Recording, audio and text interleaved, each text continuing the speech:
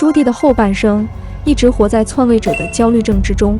1402年，在历经4年靖难之役后，43岁的朱棣终于率军攻入南京城，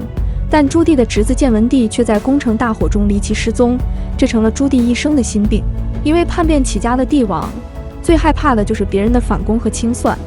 他需要堵住天下的悠悠众口。朱棣攻入南京后，先是按照他的谋士姚广孝的建议，召见被称为士林领袖和天下读书种子的方孝孺，并要他为自己起草即位诏书。方孝孺被带入宫殿后，当众为建文帝痛哭失声。朱棣强忍不悦说：“我是在效法周公辅佐成王的典故。”方孝孺直接质疑说：“成王在什么地方？”朱棣只得勉强回应说：“他自焚死了。”于是方孝孺又逼问道：“何不立成王之子？”不耐烦的朱棣只得又说：“国家需要年长的君主。”于是方孝孺又说：“何不立成王的弟弟？”面对耿直硬扛的方孝孺，朱棣一时理屈词穷，只得亲自起身离开坐榻，向前亲自跟方孝孺说：“这是朕的家事，先生就不必掺和了。”然后朱棣又下令强行塞给方孝孺纸笔，要他以天下士林领袖的身份起草即位诏书。朱棣还特地说：“诏天下，非先生不可。”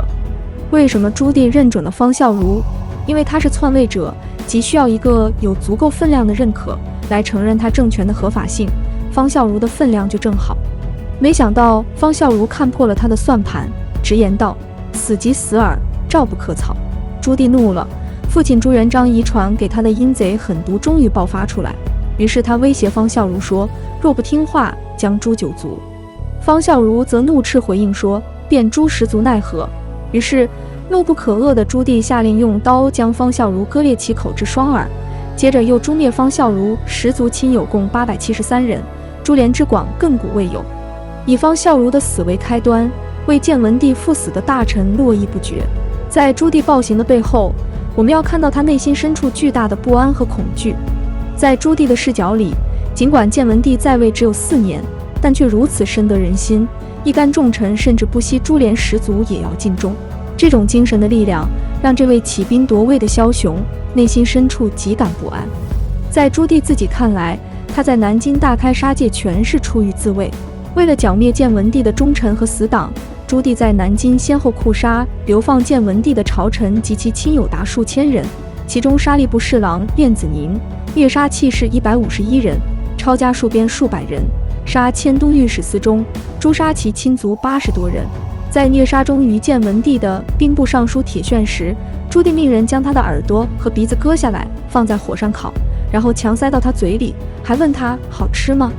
铁铉说：“忠臣孝子之肉有何不好吃？”至死都骂不绝口。朱棣又杀死建文帝的礼部尚书陈迪，先是将陈迪的儿子捉来杀掉，并将陈迪儿子的鼻子和舌头割下，强塞给陈迪吃。陈迪唾向凶手，怒骂不绝，最终被凌迟处死。宗族被流放者达180多人。刑部尚书鲍昭宁死不愿屈从朱棣，于是朱棣命人将他先去其齿，刺断手足，骂声犹不绝，至断颈乃死。明史中保留了许多朱棣下令灭杀建文帝朝臣的语录。在下令诛杀右副都御史练子宁和其家族共500多人时，朱棣说：“亲近的剪出来便凌迟了，远亲的尽发去四散充军。若远亲不肯把亲近的说出来，也都凌迟了。”在下令诛杀建文帝的兵部尚书齐泰和翰林学士黄子成时，朱棣甚至命令将2人的女眷家属全部下令轮奸，即使是仅有10岁的女孩也不放过，然后全部勇士充为官妓。在针对建文帝朝臣的残酷清算中，他无所不用其极。然而对外，他又自诩斯文地对群臣说：“用刑是迫不得已的办法，朕事实上是想施仁政，用忠厚来治国的。”在残酷的屠杀中，朱棣内心偶尔也掠过一丝不安，为此他喜欢到佛寺祈求佛祖的庇佑。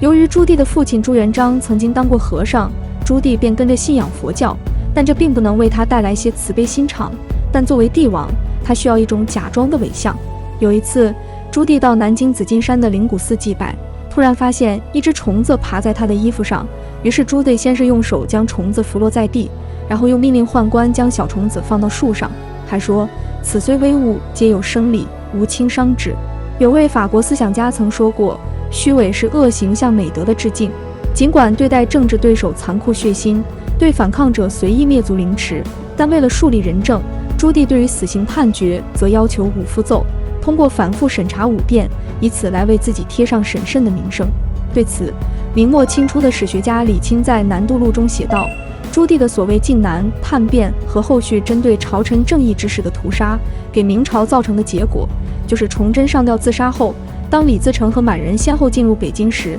朝臣全无道义和骨气。这等史家的评论，虽然更像是出于世人同类之间的虎死兔悲，心有戚戚，为满朝文武投降清廷找一个正当的借口，但不可否认的是，朱姓朝廷在不把人当人方面，确实干的不是人。相比于后世那些萎靡不振的明朝皇帝子孙，朱棣拥有超人的体力和惊人的意志。史书记载，永乐初年，朱棣每天4更起床，然后一直加班到晚上，偶尔闲暇了也是读经史，从不敢彻底歇息。由于他天生精力旺盛，加上得位不正、篡位者的舆论压力和自我焦虑，也在促使他以加倍的努力和付出，去为自己树立一个伟大君王的形象。所以他一方面残酷镇压反对派，另一方面试图通过文治武功的功绩来缓解外界的质疑和舆论压力。为此，他命令郑和6下西洋，5次亲征草原，下令征讨安南，筹划迁都北京。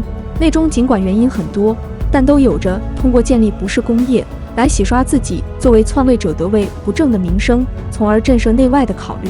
通过建立系列的工业，朱棣确信他已经足以泯灭当初天下人对他篡位夺权的质疑。这种通过建功立业来树立威权的套路，他已经在他的前辈通过玄武门之变后夺位的唐太宗李世民，以及通过辅生烛影上位的宋太宗赵光义身上学到了精髓。而在身后，他的子孙则将他的庙号尊为太宗，一直到嘉靖皇帝期间，他的庙号才被改为成祖。但焦虑始终困扰着他。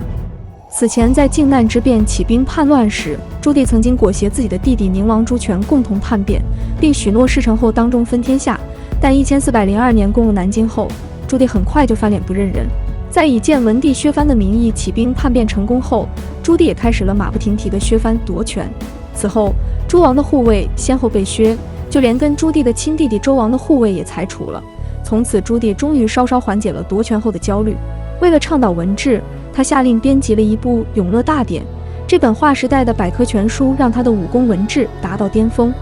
但不久后，他又将《永乐大典》的总编撰名臣谢晋下狱拷打，3年后又指使锦衣卫将谢晋处死。建文帝在位时，针对朱元璋设立的大明律过于酷罚的问题，开始放宽刑罚。但朱棣夺位后又开始严格执行大明律，其刑罚之酷烈，比朱元璋还有过之而无不及。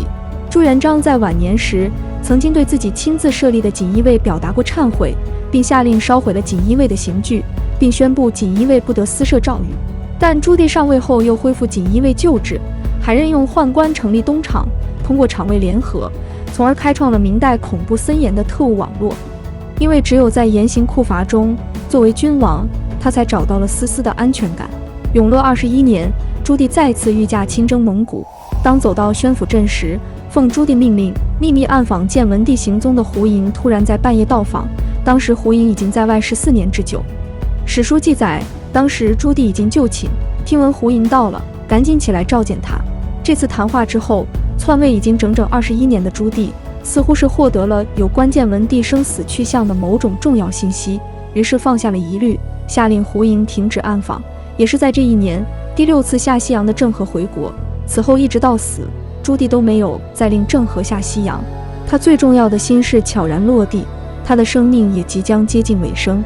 第2年，他再次踏上了北伐蒙古的征途。当大军行至榆木川时，不可一世、戎马倥偬的永乐大帝朱棣终于在杀伐屠戮中走到了生命的尽头。朱棣死后，依照他生前的遗愿，30多位宫人被要求殉葬。他最宠爱的爱妃韩氏在被迫自尽前，一直呼喊着自己的乳母说：“娘，我去了。”话还没说完，宦官们便将他脚下的小木凳给撤掉了，留下韩氏在绳索上挣扎了小一会，最后才气绝身亡。而我们从历史教科书中得知的那个强大昌盛的永乐朝，实际上在朱棣驾崩时，整个大明国已经人民流离，饿殍淫戮，税粮不付，盐贼横生。由于连年用兵，6下西洋，大明朝国库实际上早已虚空，其中朱棣在位时，全国更出现了多达40起民乱和强贼。到了朱棣统治晚期的永乐末年，大明国内甚至连向来号称富庶的太湖等地，都出现了成批的强盗和流民。如果不是朱棣的儿子朱高炽和孙子朱瞻基恢复治理，力挽狂澜，或许朱棣也是一个亡国的隋炀帝。在建功立业与焦虑狂躁之间，在圣君与暴君之间，他左支右绌，反复横跳。幸运的是，大明国祚并未断绝，他有幸成为了创业者，而不是毁灭者。